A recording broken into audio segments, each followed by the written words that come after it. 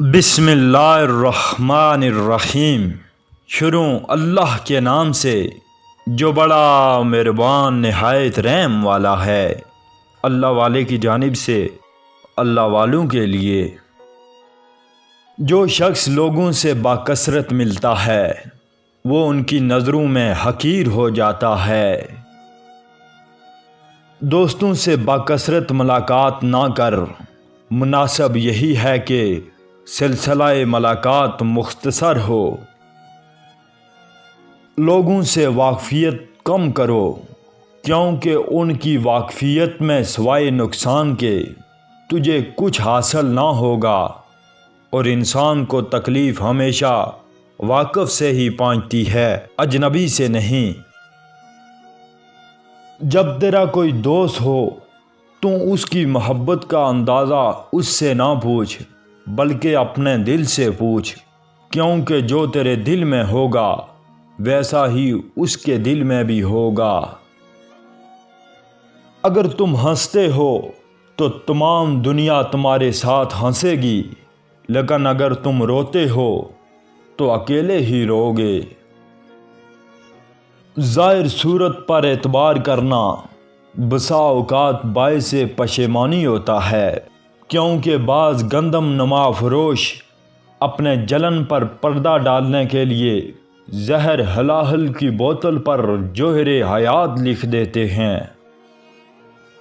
تمام برائیاں اور مصیبتیں تنہائی سے نفرت کی پیداوار ہیں۔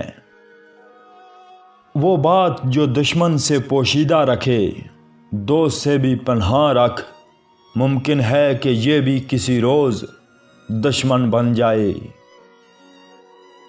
لوہے کا کلاڑا لکڑی کے جنگل سے ایک چھلکا تک نہیں اتار سکتا جب تک خود اس کے ساتھ لکڑی کا دستہ شامل نہ ہو، یعنی اپنے ہم جنس سے ہی نقصان پہنچتا ہے۔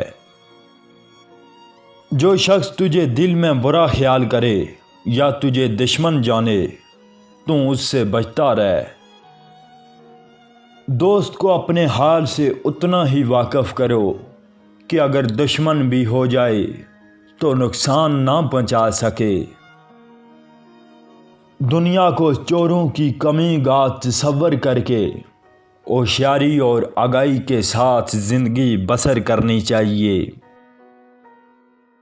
جب تم دیکھے کہ کوئی کتا اپنے مالک کو چھوڑ کر تیرے پیچھے آ رہا ہے تو بھاری پتھروں کے ساتھ اس کو اپنے پیچھے سے لوٹا دے، کیونکہ کسی روز تجھ کو بھی چھوڑ کر دوسروں کے پیچھے روانہ ہو جائے گا۔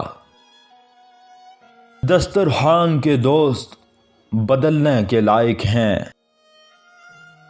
چاہے یوسف سے صدا آتی ہے کہ یہاں دوست تھوڑے ہیں اور بھائی بہت۔ دشمن سے ایک بار اور دوست سے 1000 بار ڈرو، کیونکہ دوست دشمن ہو جائے تو اسے نقصان پہنچانے کے ہزاروں طریقے ہیں۔ تمہارا دشمن خواہ تجھ سے چھوٹا بھی ہو مگر تم اسے ہاتھی سے بھی بڑا سمجھ۔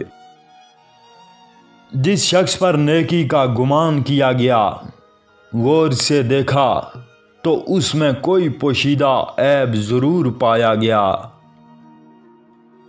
آزمائے ہوئے کو دوبارہ آزمانا اور ہر ایک شیریں زبان کو دوست سمجھ لینا سخت غلطی ہے۔ دنیا میں جس سے بھی دوستی کا اظہار کرتا ہوں گویا ایک خوابیدہ دشمن ہے جسے بیدار کرتا ہوں، جسے بیدار کرتا ہوں، جسے بیدار کرتا ہوں۔